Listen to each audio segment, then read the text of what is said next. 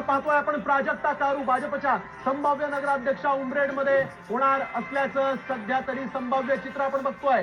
उमरेडमध्ये प्राजक्ता कारू भाजपच्या संभाव्य नगराध्यक्षा, सत्ता कुणाची येईल यावर देखील आपण नजर टाकूया। सत्ता आपण बघतोय भाजपच्या 15 जागा इथं उमरेडमध्ये निवडून येऊ शकतात। आपण बघतोय उमरेडमध्ये आता कोणाची सत्ता येणार ते स्पष्ट झालेलं आहे। भाजपची सत्ता येऊन आहेत। सतीश आमचे जे प्रतिनिधी आहेत त्यांनी या राजकीय गणितांचा जो आढावा घेतला, अंदाज वर्तवलाय, तो देखील पाहूया। हे नगराध्यक्ष पदासाठी 4 उमेदवार रिंगणात आहेत। भाजपच्या सौ प्राजक्ता रोहित कारू, काँग्रेसच्या सुरेखाताई गंगाधर रेवतकर, तर शिवसेना शिंदे गटाच्या शालिनी दिलीप सोनटक्के आणि उभाटा गटाच्या रजनी प्रकाश वारे।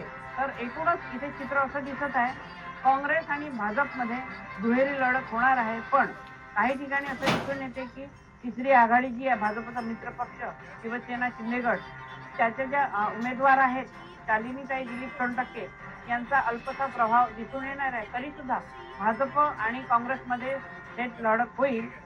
भाजपच्या उमेदवार प्राजक्ता रोहित कारू यांच्याकडे लोकांचा कल जास्त आहे, कारण त्या तरुण आहेत, सुशिक्षित आहेत आणि त्यांचं विजन स्पष्ट आहे। आता जाऊयात सातारा जिल्ह्यातल्या